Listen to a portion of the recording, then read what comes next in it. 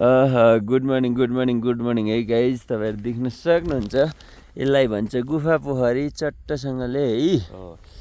त्यसपछि यो रुख भनेपछि ल यहाँ घन्टी सन्टी बजाइदिउँ होइन। अनि के छ एक दुईवटा कुरा भन्नु नि तपाईँ। हामी हिजो गुफा पोखरीसम्मको यात्रामा निक्लेका थियौँ। हिजो अलिकति बेलुका भएर हामी त्यति साह्रो यहाँको सिनहरूको मजा लिन पाएका थिएनौँ। तर आज पनि खासै मौसम सुध्रेको चाहिँ होइन। एकछिन बिहान 20 मिनट जति पानी पर्यो। पानी पर्दा तर क्लियर चाहिँ भयो नि, नजिक थियो है। क्लियर भएर अलिअलि डाँडाहरू देखियो र पनि घामहरू अझै पुरै क्लियर चाहिँ भइसकेको छैन। क्लियर हुन्छ भन्ने कुरो। गुराँसहरू पनि खासै फुलिसकेको अवस्था रहेन रहेछ, फुल्ने प्रक्रियामा रहेछ। होइन यो फुल्दैन होला यसपालि गुराँस। कोपिला लागेको कोपिला लागेर फुल्न त फुल्छ। अब चोइ त आज कति गइसकिसक्यो।